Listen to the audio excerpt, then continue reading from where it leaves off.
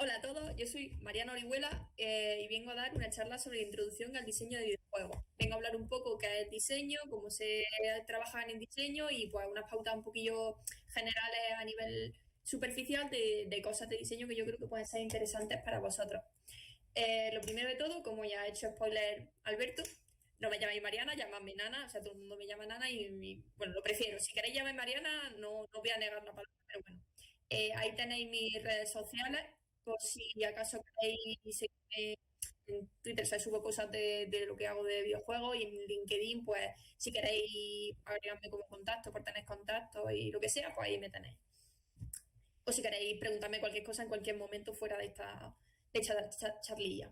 Ok, yo estudié ingeniería informática en la Universidad de Granada, yo soy de Granada, Fuerza Andaluza, y yo estudié informática porque me gustaba mucho la ciencia y tal, y tenía curiosidad por ver cómo se trabajaba en informática, y cuando me metí en informática, pues bueno, ni fu ni fa, o sea, me gustó, pero tampoco me encantaba, pero bueno, un año fui a una jam y entonces se me abrieron a mí las puertas del cielo y dije, ostras, qué cosa más guay esto, porque yo siempre tenía el miedo como de que informática no fuera creativa. Yo soy una persona muy creativa e informática era como muy sota caballo y rey. Entonces, pues, no podía expresarme creativamente y eso me estresaba muchísimo.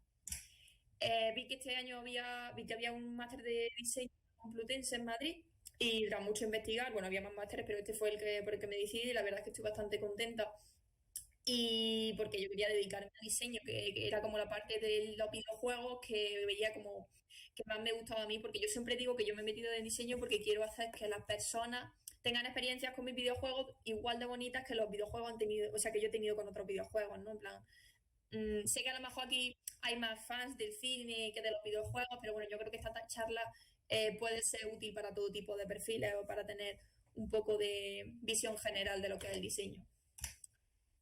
Y ahora mismo estoy currando de práctica de empresa en una empresa que es como una spin-off de la universidad, que se llama Padawan Games, que bueno, estamos haciendo juegos eso, como práctica de la universidad. Y bueno, supongo que ya hablé con vuestro profesor y me dijo que había dicho que apuntara aquí en Game Jams, pero yo también lo voy a decir, apuntaros a Game Jams porque es la forma más cómoda y más fácil de entrar en el mundo de los videojuegos y de tener un primer contacto. Que no tenéis ni idea de nada, de no sabéis hacer, no pasa nada. Vosotros os metéis a Game Jams, que seguramente podéis hacer algo. O sea, por ejemplo, en nuestro equipo tenemos una chica de marketing que en la parte de videojuegos no tiene nada que ver con el desarrollo, que se viene una Game Jam y estuvo haciendo cosas. En plan, siempre se pueden hacer cosas, o sea, aunque sepa hacer un cuadrado en Paint, ya está, siempre se puede ayudar en Game Jams. Entonces, es la mejor forma y además se pasa fenomenal. Es una experiencia súper chula, sobre todo cuando es presencial. Si es online, pierde un poco la gracia, pero bueno, también está guay. Vale, voy a hablar un poco de mis proyectos, de mi carrera, entre comillas, porque yo aquí no soy nadie, yo soy una estudiante todavía, entonces, pero bueno. Este proyecto que se llama Too Smart to Die, lo podéis seguir en redes sociales si queréis seguir el progreso y todo eso, que subimos cosas chulas. Es el proyecto que estamos haciendo como fin de máster, es nuestro proyecto final de máster. Por cierto, si hablo muy rápido, relajadme, porque yo empiezo a hablar muy rápido y entiendo que puede ser un poco problemático. O si tenéis alguna pregunta, me cortáis. Pues eso. Este proyecto es un proyecto que estoy haciendo dentro del máster como final de máster. Es un proyecto en el que empezamos a desarrollar pues, en septiembre, octubre y terminamos en julio. Entonces son 9 meses de desarrollo y es lo más parecido que tenemos dentro del máster a una empresa de verdad, porque somos 25 personas, más de 25 personas, somos como 30, divididas en departamentos muy separados. Por ejemplo, yo estoy con otros dos compañeros en diseño, entonces nosotros nos dedicamos exclusivamente al diseño, no nos dedicamos a programación ni a arte.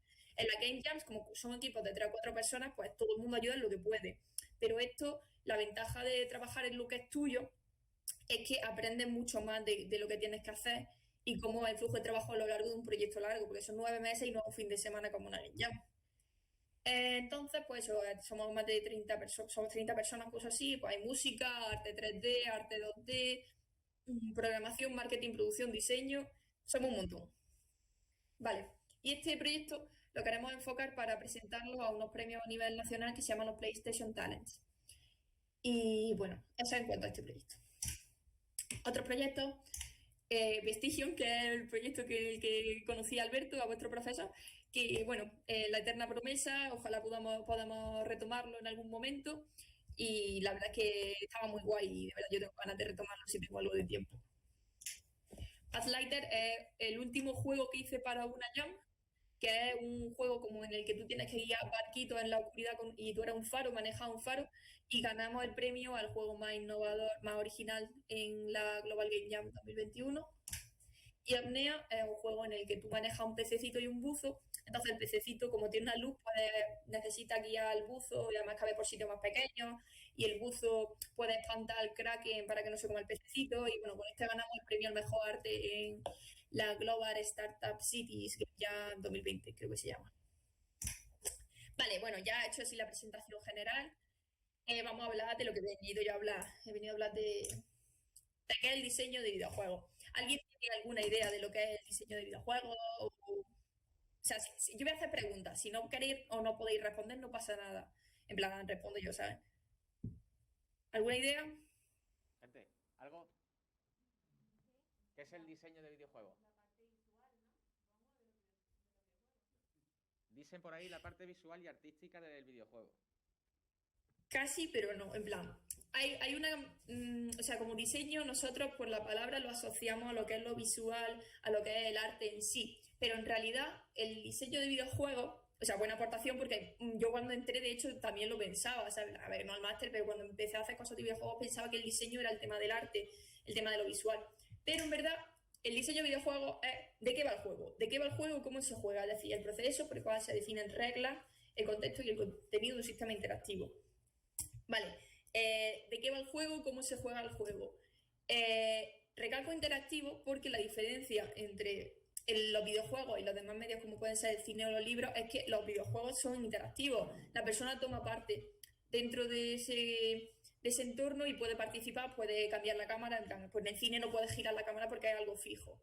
Entonces, ¿por qué es importante el diseño de videojuegos? Porque, o sea, tú no puedes jugar a algo que no está definido cómo se juega. Y cuando digo diseño de videojuegos, el diseño de juego en general también se puede asociar a deportes, juegos de mesa. Por ejemplo, ¿por qué en el fútbol son 11 y no son 25? ¿Por qué en el fútbol hay, yo qué sé, ¿cómo se llama? Fuera de juego. ¿Por qué en el fútbol el portero puede coger la pelota con las manos pero los demás jugadores no? Una persona ha tenido que definir esas reglas para que se pueda jugar a eso de esa forma. Y, por ejemplo, en juegos de mesa, el parchís. ¿Por qué si te comes una ficha de otra persona cuenta, no sé cuántas son, 25 casillas y no cuenta 78? Porque, joder, ya, y al final y no sería justo. Entonces, el diseño es la rama del desarrollo que se encarga de estudiar este tipo de cosas. Vale, siempre ha habido diseño, siempre es necesario hacer cosas de diseño. Cuando teníamos juegos, ¿creéis que cuando había juegos tan sencillos como por ejemplo podía ser el Pong, que no sé si lo sabéis, pero es básicamente el ping-pong, en plan, tienes dos barritas que se van moviendo y una pelota que va rebotando y si marca pues suma puntos? ¿Creéis que vosotros que hacía falta para este tipo de cosas definir diseño? Levantar la mano los que sí. Exacto, hacía falta, porque ¿quién te dice a ti que en vez de tener una bola tenía, yo que sé, 15 bolas? Eso sería imposible de jugar. O que la pelota fuera a 200 kilómetros por hora y tu barrita fuera a 5. O que la barrita se puede mover hacia los lados en vez de solo arriba y abajo. O que, yo qué sé, que la barrita es, en vez de así de corta, pues que sea así de larga. Todas esas cosas son cosas que se tienen que tener en cuenta desde el punto de vista de diseño. Porque al final acaban afectando lo que es la experiencia de usuario. Queremos que las personas jueguen a nuestro juego y que sientan que el juego es divertido, que es justo y que sea entretenido en sí. Vale, pues si es necesario el diseño para este tipo de juegos, este juego se llama Doom, ¿vale? Es un juego que es antiguo también, pero no es, o sea, es más novedoso que el de la izquierda. Entonces, este juego también va a necesitar diseño, porque fijaros, pues tenemos vidas, tenemos una salud, tenemos munición, tenemos distintos tipos de armas, enemigos. Entonces, quieras que no, imagínate que yo que sé, que tiene solo una bala en todo el juego. ¿Cómo vas a jugar un juego de tiro si tienes solo una bala? No tiene ningún sentido. O ¿cómo vas a jugar un juego en el que, yo que sé, no, en que tienes, al primer tiro te matan? No es divertido porque te va a estresar un montón. Entonces, todo este tipo de cosas son diseño, aunque la cosa es siempre ha habido diseño, pero no siempre ha habido diseñadores, porque a lo mejor en juegos antiguos era más importante que el juego se pudiera jugar a que fuera divertido, aunque también lo tenían en cuenta. Entonces, el papel del diseñador, de la persona que definía cómo se jugaba, lo tomaban otras personas, como por ejemplo programadores, que normalmente eran la única persona, o artistas en este caso. Vale, entonces ya sabemos que es necesaria la figura del diseñador. ¿Por qué es necesaria? ¿De qué se encarga el diseñador? El diseñador, como hemos dicho, se encarga de decidir las reglas. Pues en el baloncesto son equipos de 5, hay que meter la pelota en un aro. Esa es más o menos creo que son 5. Bueno, esa es más o menos la definición del diseño, de las reglas, perdón. Hay que hacer que el juego sea divertido. O sea, no te sirve de nada tener un juego en el que te has gastado 8 millones de euros si nadie juega tu juego. O sea, un fracaso. Es como las películas. O sea, te da igual que tu película sea la leche visualmente si nadie la ve porque es aburridísima, es un muermo. Entonces, el diseñador también se encarga de balancear las cosas, como hemos dicho antes, pues para que sean precisamente equilibradas y que sea entretenido jugarlo, que te enganche en el buen sentido. Que el juego sea atractivo, o sea, si haces 25 juegos de pegarle, yo qué sé, de hacer clic en la pantalla para que un gatito diga miau, no tiene ni, o sea, bueno, a lo mejor la primera vez te hace gracia, pero ya al tercer clic dices, vaya mierda, ¿no? En plan, esto no es divertido. Que el juego sea entendible, que se sepa que se tiene que jugar. O sea, si tú haces un juego que nadie puede jugar porque no sabe a qué está jugando, no sirve de nada hacer un juego. Comunicación. Hasta ahora habíamos hablado de las cosas dentro del juego. A partir de ahora vamos a hablar de las cosas dentro del equipo. El diseñador, como es el que sabe de qué va el juego, es como el típico amigo cuando tú te vas a jugar a las cartas, siempre hay uno que se sabe las reglas del juego de, yo qué sé, la brisca, por ejemplo. Entonces, esa persona es la que explica a los demás cómo se juega la brisca. Entonces, el diseñador en este caso es esa persona. La persona sabe cómo se juega y qué es lo que se tiene que hacer. Y si hay una persona que se equivoca jugando a la brisca, pues esta persona normalmente es la que corrige. Pues en este caso es el diseñador, es la persona que comunica. Pues, por ejemplo, la programación. Oye, lo que tienes que hacer es que la pelota se meta por los aros y me den un punto. O cualquier cosa. A artistas, pues, oye, mira, me tienes que hacer una nave espacial porque estamos haciendo un juego de naves espaciales y me ha hecho, yo qué sé, un caballo del lejano oeste. No tiene ningún sentido. Documentación. Esto es infernalmente un coñazo. En plan, la documentación es básicamente parte de la comunicación. Pues tienes que hacer documentos, porque imagínate que cada vez que un artista quiere preguntarme a mí qué tipos de flores hay, tuviera que venirme a preguntar. Y dice, oye, es que no me acuerdo, ¿qué tipos de flores había? Si tú pones en un documento que hay tulipanes, rosas, margarita y, yo qué sé, glicinia, y el color, pues el artista acude al documento y dice, mira, hay tulipanes, rosas, glicinia y margarita. Y un montón de cosas más. Básicamente la figura del diseñador viene a ser pues, como este meme en el que tienen 200.000 cosas distintas, manejarlas, hacer malabares con ellas. Pero es muy entretenido, la verdad. Entonces, como tenemos tantas cosas que hacer, tenemos varios tipos de diseñadores. Entonces, el diseñador, yo aquí os voy a engañar un poquito, lo voy a decir, pero bueno. El diseñador, está el diseñador base, que es el que hace todo, ¿no? En plan, pues yo qué sé, solo hay un diseñador en el equipo, en empresas pequeñas o en equipos pequeños, hay un diseñador nada más. Normalmente se reparten el trabajo. Entonces, por ejemplo, también a raíz de este podría ser el game designer. Diseñador y game designer es lo mismo. En plan, lo que pasa es que le he cambiado el idioma para distinguirlo. Lo que pasa es que yo a día de hoy te juro que es que cuando pone una plaza de game designer, no sé si se refieren al game designer o al genérico, pero bueno. El game designer. El game designer es la persona que se encarga de las reglas del juego. En plan, cómo se juega, a qué se juega, cómo se marcan puntos, quién pierde, quién gana y todo eso. Level designer. El otro día, de hecho, antes de ayer tuve una clase de level design y dijeron una cosa que la verdad me parece muy cierta. Los level designers son los que se encargan, o sea, si tú tienes, por ejemplo, el game designer es el que se encarga de que Mario salte. Mario salta, Mario se coge una seta, crece y todo eso. El level designer es el que hace el mapa del Mario, por ejemplo. Entonces, los level designers al final son los que están diciendo la dificultad del juego, porque si Mario salta, bueno, tiene el salto, pero si Mario salta un espacio chiquitito es fácil, si Mario salta un espacio grande es difícil. Entonces, pues los level designers son los que se encargan de ese tipo de cosas, de definir escenarios básicamente y que sean interesantes. Los narrative designers son los que se encargan de la historia, guión y todo esto. Dentro de game designer tenemos el gameplay, pues la persona que se dedica específicamente a cómo se juega, más que de lo de alrededor, en plan de interfaz y todo eso. Balance Team, que es básicamente la gente que se encarga, sobre todo en equipos grandes, por ejemplo, tipo, no sé si conoceréis el LoL o juegos así multijugador online, la gente que se encarga de que todo esté equilibrado, en plan, pues han sacado un personaje nuevo pero es súper fuerte, entonces la gente que lo juega pues siempre gana las partidas y eso frustra a los demás, pues habrá que cambiar cosillas de ese juego, de ese personaje para que esté más normalizado y que se pueda jugar mejor. Interfaz, pues eso básicamente, cómo aparece la vida, las balas, lo que haga falta, el menú. Dentro del level designer tenemos los de las misiones, que son básicamente la gente que pues, no todos los juegos tienen misiones, pero por ejemplo en juegos grandes de mundo abierto hay lo típico de, pues yo qué sé, tienes que ir a rescatar a no sé quién en un pantano, por ejemplo. Entonces imagínate que todas las misiones fueran, tienes que ir a rescatar al gato de tu abuela, tienes que ir a rescatar al pato de tu abuela, tienes que ir a rescatar al perro de tu abuela. Entonces, esta gente se encarga de hacer misiones entretenidas y diferenciadas para que el jugador no siempre esté jugando lo mismo. Puzzle designer, pues la gente que se dedica a hacer puzzles en plan, lógico, por ejemplo, Candy Crush al final son puzzles. Esos son puzzles en los que tú tienes que poner, tienes alguna mejor en cada nivel una variación de, te aparece aquí una piececita que no puedes eliminar. Entonces la gente que se encarga de diseñarlos son estos. Y muchos más, y muchísimas más especificaciones. Cuanto más grande la empresa, más divisiones hay.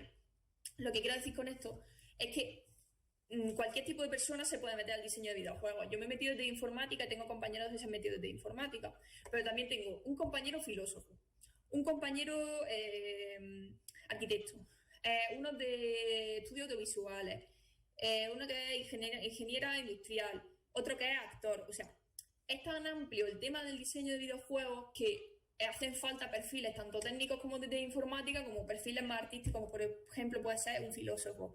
Y siempre hay algún tipo de puesto al que se puede asignar una persona.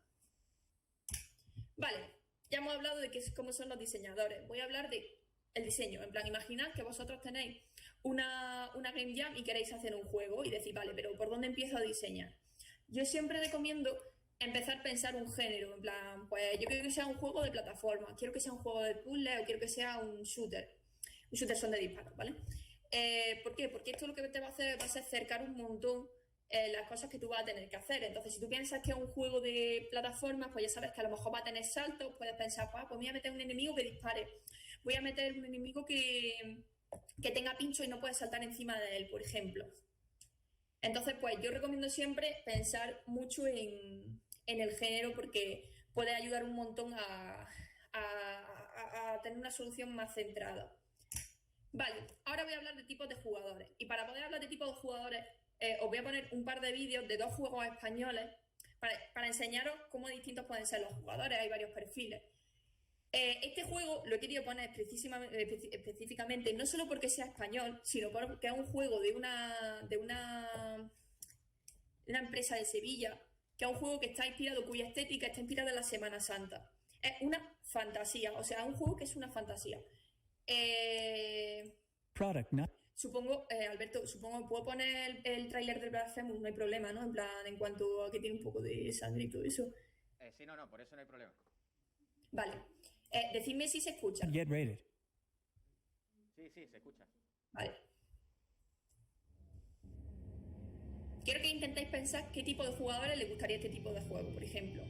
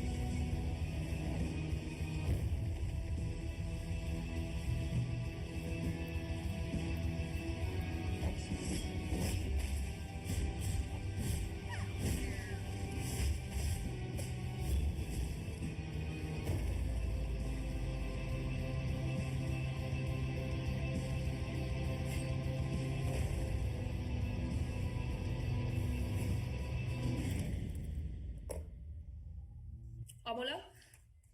¿Lo conocéis? ¿Lo conocíais? ¿Ha molado?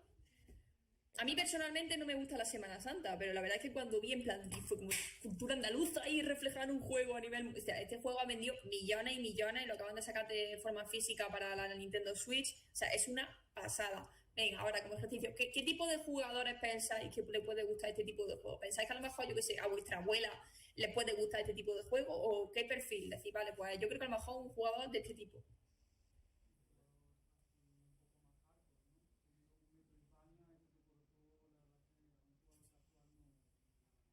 Exacto, es un jugador más hardcore, un jugador que le gusta, pues, quiero violencia, quiero pegarme, quiero sangre, quiero acción. Exactamente, un jugador que no es tan hardcore, sino que perdón, no es tan casual, sino que es mucho más hardcore y que le gusta la acción. Entonces, luego, por ejemplo... Uy, no, esto no.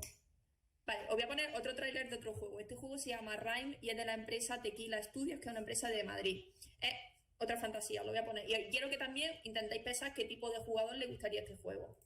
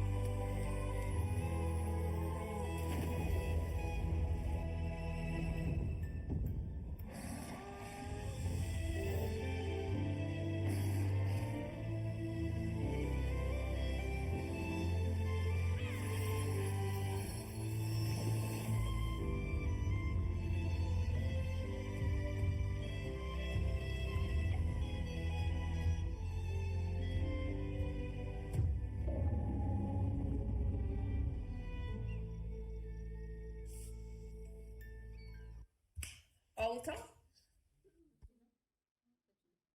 ¿Jugaríais a este juego? ¿Jugaríais a este juego? Es una película, en plan, es como una película Disney hecha un juego. O sea, yo cada vez que escucho la banda sonora es que se me ponen los pelos de punta. ¿Qué tipo de jugadores creéis que les puede gustar este tipo de juego?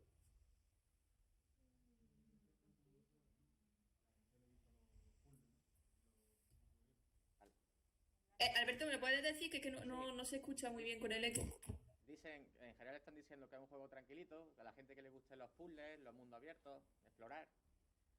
Exactamente, este es un juego de Chile, es un juego que yo pues lo jugaría con mi madre. En plan, a ver, mi madre no sabe jugar, pero es un juego que es básicamente arte visual, arte, o sea, es una pasada, o sea, y lloras con este juego, pero lloras como una condena, igual que lloras con las películas de Disney. Pero es precioso, a mí este juego me parece una obra de arte, y bueno, es otro tipo de jugador, o sea, siempre tenemos que tener en cuenta el tipo de jugador que queremos que juegue en nuestro juego, no es lo mismo un jugador que tú quieras que juegue más hardcore, como el que hemos visto antes, un jugador que le guste los juegos más relajaditos, como este. Entonces, con todo esto, no quiero pasar de diapositiva. Vale, con todo esto te vengo a explicar como un diagrama así de cómo son los jugadores. Se pueden dividir entre, este es un diagrama, hay muchos tipos de jugadores, ¿vale? Entonces, este, por ejemplo, son 4 tipos de jugadores en concreto. Son socializadores, socializers. Son jugadores que les gusta interactuar con personas a nivel bueno, por así decirlo. En plan, por ejemplo, los que juegan a Animal Crossing en online, pues les gusta quedar con su amigo en el Animal Crossing o yo que sé, jugar en cooperativo con sus amigos para poder colaborar y hacer cosas. También, bueno, hay gente que lo considera y gente que no. Por ejemplo, gente que habla del juego en redes sociales también se les puede considerar a veces socializers. Luego están los killers. Los killers son los que quieren pegar tiros, los que quieren cargarse a los jugadores contrarios. Es decir, todos los de, por ejemplo, los Call of Duty, todos estos juegos que son de matar al adversario son los killers. Si tú estás jugando contra el contrario y le tienes que ganar en alguna forma, son los killers. Los achievers son la gente que le encantan los logros, que quieren conseguir cosas, que necesitan tener logros y necesitan pasarse las cosas al 100%, los típicos que siempre quieren conseguir el trofeo de platino en los juegos. Estos son los achievers.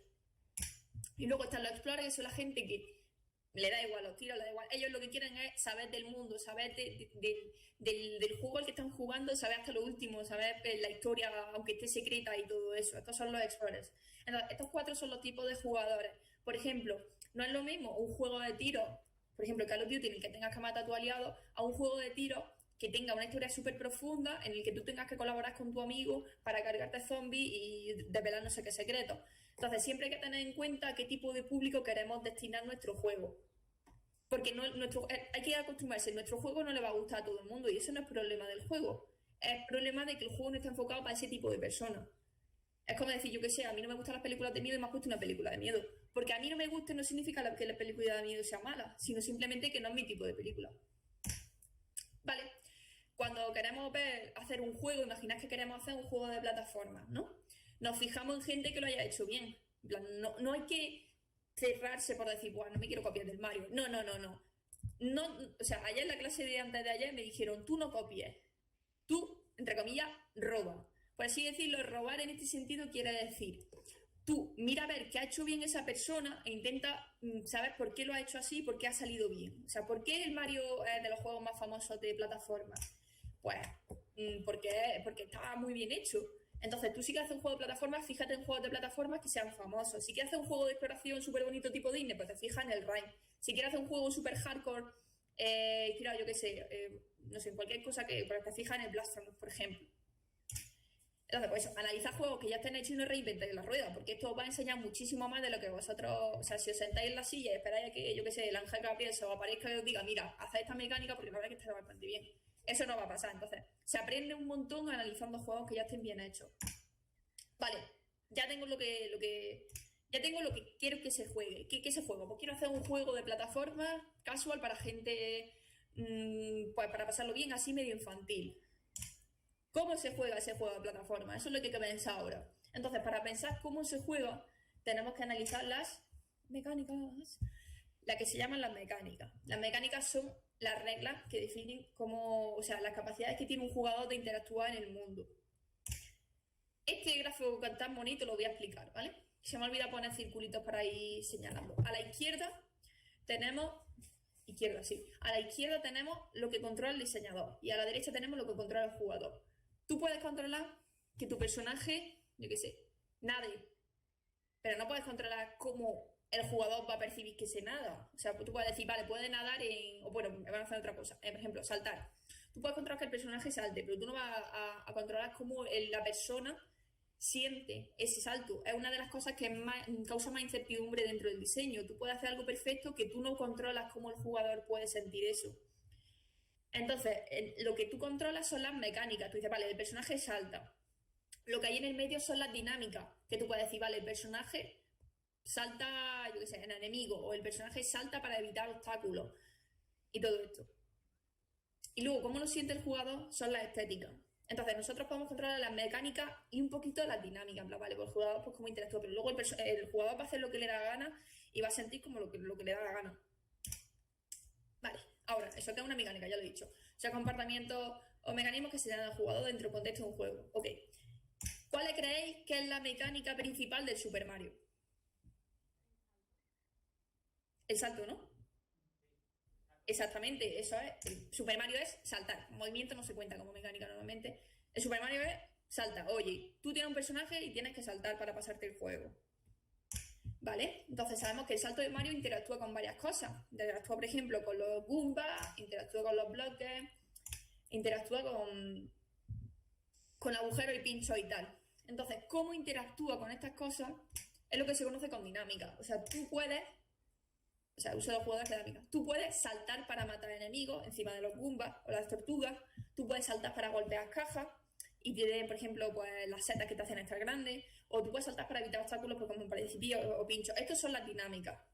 Entonces, tú siempre tienes que tener en cuenta que en las mecánicas, o sea, la mecánica tiene una repercusión en el mundo y esa repercusión son las dinámicas. Y luego el jugador ya, si le gusta que pisa Goombas, pues a lo mejor se tira 1 hora pisando Goombas. Un buen juego no necesita muchas mecánicas, necesita mecánicas de calidad. Es decir, mecánicas que estén bien implementadas y que estén bien estudiadas. De nada me sirve que tenga, que sé, salto voltereta, triple salto, cuádruple salto, salto en pared y, yo qué sé, deslizar por el suelo si no es tan guay. Si cuando tú saltas fatal y se cae para adelante, si no eres capaz de controlarlo, eso no me sirve de nada. A mí dame una cosa que esté bien hecha, en vez de darme 5 que estén a mitad. Entonces, por ejemplo, ¿cuál diríais que es la mecánica principal del Candy Crush?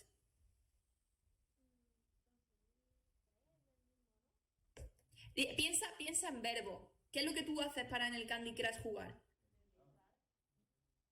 ¿Qué has dicho? Deslizar, dicen por ahí. Exactamente, tú directamente haces así en la pantalla, deslizar. Esa es la mecánica principal del Candy Crush y es de los juegos de móvil que más ha vendido de la historia. ¿Y en el Minecraft? ¿Cuál creéis? Este ya tiene más truquillo.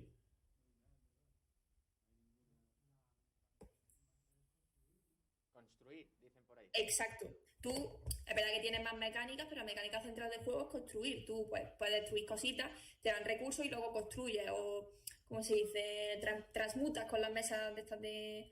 También puede ser. Craftear, ¿no? Exacto, gracias. No me salía la palabra. Pero ojo, que un juego tenga muchas mecánicas no significa que esté mal hecho. Lo que pasa es que es muy caro. O sea, no es lo mismo tener que centrarte en una que tener que centrarte en 50. Por ejemplo, el Grand Theft Auto, pues, coges coche, coges patinete, coges avión, se puede sembrar el caos en la ciudad y es un buen juego. El de Legend of Zelda Breath of the Wild puedes hacer lo que te dé la gana y es un juego bestial. El Skyrim es otro juego en el que tú puedes hacer un montón de cosas. Entonces, que tenga mucha mecánica no significa que sea un mal juego, solo que tiene que tenerla pulida. Y claro, eso cuesta mucho dinero, mucho tiempo y mucha gente. Entonces, para gente que estamos empezando desde abajo, es mejor tener una y trabajar en esa que esté bien, a tener 50 que estén incompletas, porque no va a funcionar. Claro, entonces, antes, si queremos tener controladas cuántas mecánicas tenemos, antes de pensar en nuevas mecánicas, pensad cómo podéis coger la mecánica y mejorarla o cambiarla de alguna forma. O sea, por ejemplo, si tenemos un juego de combate, como voy de tiempo, vale, en el que tenemos, por ejemplo, una patada y decimos, vale, quiero hacer un golpe que sea más flojo que la patada. Voy a meter un puñetazo. ¿Para qué? Mete una patada floja y una patada fuerte. Entonces te estás ahorrando animaciones, que Alberto sabe lo que es trabajar en animaciones. Bueno, vosotros también sabéis lo que es trabajar en animaciones. O sea, te estás ahorrando un montón de cosas. En vez de añadir nuevas mecánicas, piensa cómo podéis transformar esa mecánica y añadirle a lo mejor nuevas dinámicas. Por ejemplo, en el juego que estoy trabajando, Too Smart to Die tenemos pistones, ¿no? Pistones que aplastan al personaje. Entonces, el personaje cuando pasa por debajo lo aplasta, pero es que los pistones también sirven para subir cajas, sirven para lanzarlas. Entonces, cuanto más uso le deis a la mecánica, más barato va a salir y más interesante va a ser el juego, porque el jugador va a tener que aprender solo a hacer una cosa. Y dice, vale, pues los pistones hacen esto, no sé cuánto, pero no tienes pistones, ascensores, yo qué sé, lanzapatatas, ¿sabes? Solo con saber que eso funciona y tiene esas opciones, le es mucho más fácil al jugador y que es más barato. Pero claro, si metes varias mecánicas o si metes una mecánica que tiene profundidad, tienes que darle razón al jugador. Y esto es una frase que es súper famosa, que es, el jugador siempre va a hacer lo que le sea más fácil para ganar. Si el jugador puede pegar puñetazos flojos y así se pasa el juego, dándole 30 veces al botón, lo va a hacer, no se va a complicar la vida. Entonces, por ejemplo, en el juego de patadas que hemos dicho antes, imagina que tenemos los enemigos estos que tú les puedes pegar como quieras. Luego tenemos estos enemigos con escudo que tienes que pegarle una patada fuerte para desestabilizarle y quitarle el escudo y ya le puedes pegar. Entonces, si no le damos razones para utilizar la patada fuerte, no va a utilizar la patada fuerte. Tienes que intentar buscarle una excusa y por la cual enseñarle que tiene que hacer eso. Vale. Uy, aquí se me ha olvidado meter animaciones, pero bueno, os explico esto. Ya tenemos lo que son las mecánicas, más o menos las entendemos, espero. ¿Qué es? Vale, ahora tenemos que, si tenemos un nivel, tenemos que racionar, por ejemplo, los enemigos. No podemos meter 50 enemigos nada más empezar cuando el jugador no sabe ni cómo moverse. Entonces, Eso se llama el pacing, ¿vale? Pacing es como el flujo, la intensidad del nivel, por así decirlo. Entonces, el diagrama que tenéis aquí a la derecha es un diagrama que expresa cuál es la relación entre la habilidad del jugador. Se ha pillado. Se ha pillado. ¿Ahora sí lo veis? Ahora, dile de nuevo, que se había pillado El audio, vale. Lo que va a hacer es, el diagrama este que estamos viendo aquí a la derecha es un diagrama que expresa cuál es la dificultad, la habilidad del jugador y en relación a la dificultad de la tarea. O sea, por lo que te he dicho, si en un nivel al principio tenemos 50 enemigos y no sabemos ni cómo disparar, pues nos va a estresar muchísimo, va a darle ansiedad al jugador, que es lo que estamos viendo aquí. En cambio, si a lo largo de un nivel no tenemos ningún enemigo, nos va a aburrir. Entonces, estos dos cuadrantes grises significa que el jugador quiere dejar nuestro juego. Y cuanto más tiempo pasa ahí, más posibilidades hay de que pase el juego. Bueno, pues hay veces que se piensa que la curva ideal es así. Siempre tiene que estar lo que viene a ser el canal de flujo, que es pues ese estado en el que tú te pones a jugar y no te das cuenta de que el tiempo pasa porque estás súper centrado. Entonces ha pasado una hora y dices, coño, pero sí que ha pasado una hora jugando, no me he dado cuenta. Pero no solo con los videojuegos, con cualquier otra cosa. Por ejemplo, te pones, yo que sé, a jugar al parchís con tu abuela y pasan 2 horas y dices, ostras, no me he dado cuenta que ha pasado 2 horas. Ese es el estado de flow que se llama, ¿vale?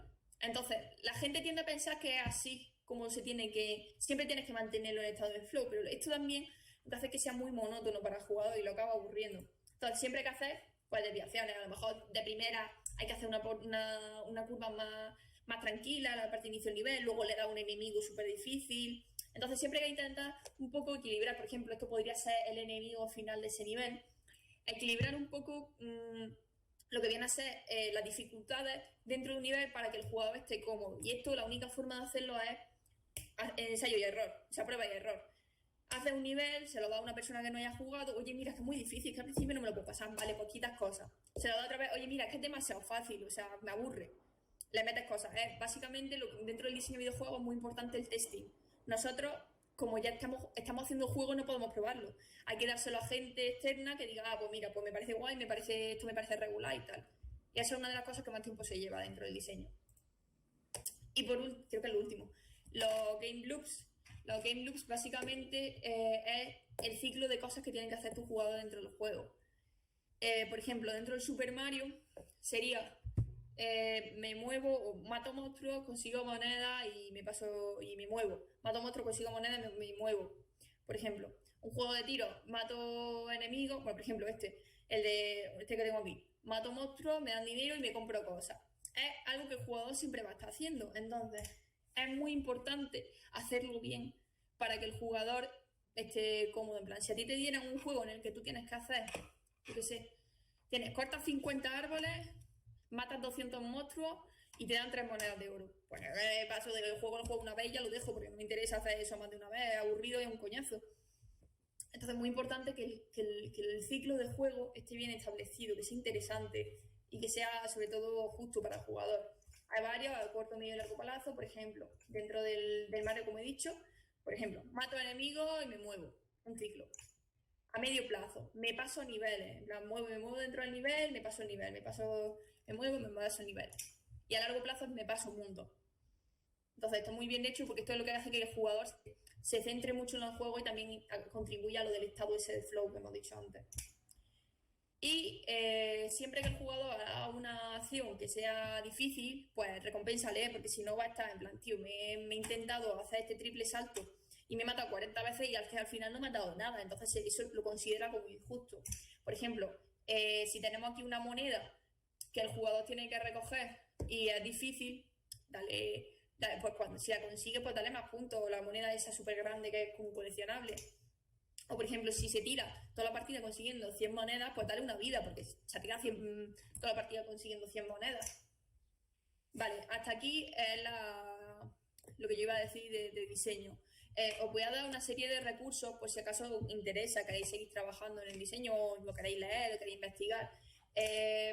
Game Maker's Toolkit, GMTK, que pone aquí, si ponéis en YouTube GMTK, os sale. Es mi canal favorito de diseño de videojuegos. Es un tío que hace vídeos súper claros y súper, en plan, para gente de todo tipo de nivel. y es súper interesante. En plan, te analiza juegos de todo tipo y tiene de cualquier cosa, en plan, de lo que tú quieras, te tiene vídeos. Tiene, por ejemplo, una serie de vídeos de analizando las mazmorras del Zelda, tiene un vídeo de analizando el salto del Mario, tiene un montón de cosas, a mí me encanta, es con el que yo más he aprendido. Ah, Luego, ¿qué? estos son canales de YouTube, ¿no? Sí, estos dos sí. Vale. El Level Design Lobby es un poco más avanzado por el tema de diseño de niveles, pero también es muy interesante. En plan, la verdad es que mola un montón porque te explica eso. Pues a lo mejor si metes 3 enemigos al principio, luego intenta poner una recompensa, porque tal. Es un poco más de diseño de niveles. Es también interesante, pero un poco más avanzado. Kama Sutra es un foro de desarrolladores de videojuegos en el que hablan de temas. Entonces, por ejemplo, yo que sé, quieres buscar pues el estudio del salto del Mario. Sale ahí un 200 estudios del salto del Mario. Es un foro, ¿vale? Una página web. Itch.io es una página donde subir juegos indie y apuntarse a Game Jams. Apuntaros a Game Jams, no seáis tímidos. Podéis aportar siempre. Siempre podéis montar un equipo entre vosotros y hacer un juego tipo. O sea, que cualquier cosa. Vale, o sea, es que cualquier persona que se apunta a una Game Jam, al final, o sea, hay personas que van sin equipo, no pasa nada. Y suele pasarlo muy bien. Entonces, esta página es una página que hostea Game Jams online y mola un montonazo. En plan, todas las semanas tienen 15 Game Jam distintas de lo que quieras, temáticas. ¿Quieres hacer un juego de brujas? Tiene un juego de una Game Jam de brujas. ¿Quieres hacer un juego, yo qué sé, un motor concreto? Lo tienen ahí.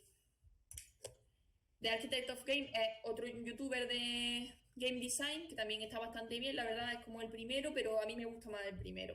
Pero bueno, que también tiene cosas chulas. Y A Fiebre Fan es un libro que habla sobre el diseño de videojuegos, que lo tenía aquí a la derecha, que está bastante bien. Es así que te cuenta un poco a nivel general y todo, te cuenta un montón de detalles y la verdad es que está bastante interesante. Y ahora es vuestro turno, si tenéis alguna pregunta o lo que sea, me la podéis hacer. ¿Cuánto crees que sería el presupuesto mínimo para un proyecto nuevo de videojuegos? Pues que depende mucho del equipo, del tamaño del juego, en plan, es que, yo qué sé, depende de un montón de factores.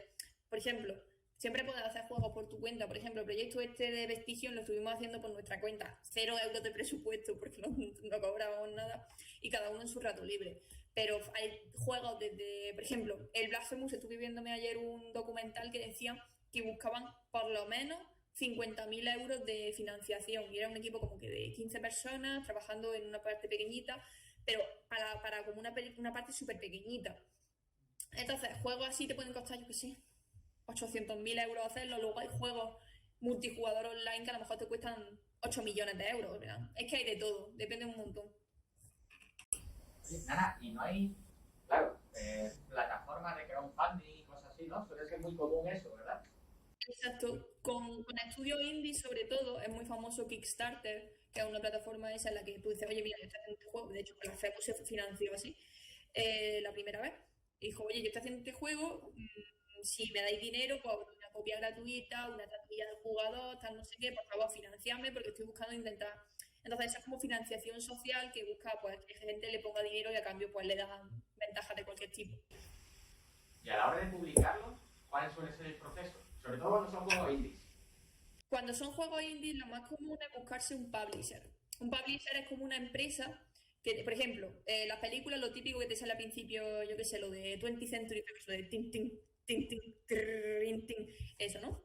O lo del León, todo eso. Entonces, esos son publishers, son empresas que te publican, o sea, no es fácil ponerlo en el mercado, tienes que pasar por un montón. Si lo quieres poner, por ejemplo, en Play o en Switch o en consolas concretas, te dan un taco así de reglas, de 300.000 reglas, de no puede tener no sé qué, yo qué sé, las pantallas en negro no pueden durar más de 5 segundos, una cosa así. Entonces, lo más sencillo es buscarse un publisher que es, pues eso, como un agente, por así decirlo, como los famosos. Tienes un agente y él te ayuda a meterte en el mundo y te ayuda a tener contactos, te ayuda a buscar cómo publicarlo.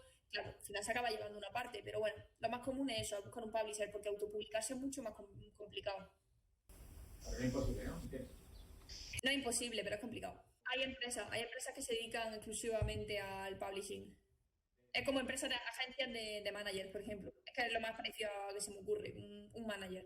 Hombre, tú lo que tienes que ir a un publisher es, tú vas, mira, este es mi juego. Tienes que, el típico, el elevator pitch, que es como en lo que daría tiempo en un ascensor. Imagínate, tú entras a un ascensor y te cuentas a la persona que crees que te contrate el publisher. Y en lo que el ascensor sube a su planta, tienes que convencerle de que tiene que publicar tu juego. Entonces, tienes que llevarle por lo mejor una pequeña pieza del juego, contactar con él y decirle, oye, mira, tienes que llevar mi juego porque es la leche, tiene estas características, es súper novedoso. Entonces, depende mucho de la empresa, pero normalmente eso, tienes tú que buscarlo y decirle, oye, por favor, quiero publicar mi juego, podemos llegar a un acuerdo. Y se llevan dinero, se llevan royalties y todo eso. Cuando estás hablando de la curva de dificultad, Sí. para que entre como, claro, en la zona de ansiedad o el aburrimiento. ¿Cómo controlas tú que no te has pasado? Vale, pues esto sobre todo es con el playtesting. O sea, tú, como he dicho, no puedes jugar tu juego porque tú no sabes, bueno, pues sabes más o menos si es muy difícil. Si te matan a ti, pues imagínate a una persona que no sabe jugar.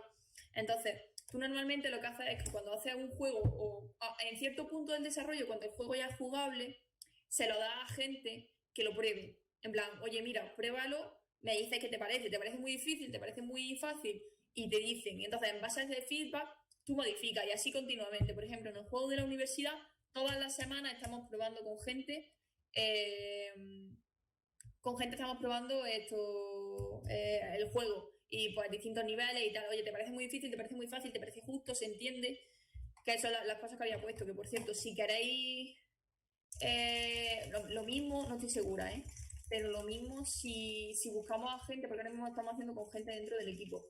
Pero lo mismo, si buscamos a gente de fuera y tenéis interés o lo que sea, seguramente lo publiquemos por estas redes sociales, en plan, oye, estamos buscando a gente que pruebe nuestro juego, ¿queréis participar? Es lo típico que se dice, buah, tío, es que hay gente a la que le pagan por jugar juegos. Bueno, a ver, le pagan por jugar juegos, por redactar informes, ¿sabes? En plan, que no solo eso, que tiene tarea. La verdad es que tiene bastante tarea. De todas formas, también depende mucho del jugador, ¿no? Porque yo le doy juego a unos cuantos, pero no sé cuántos, como tú has comentado, son jugadores así más altos. Y mi juego a lo mejor es muy interesante para que tú tengas, pero como los jugadores que han jugado son así más altos, no lo ven tan interesante, tan difícil.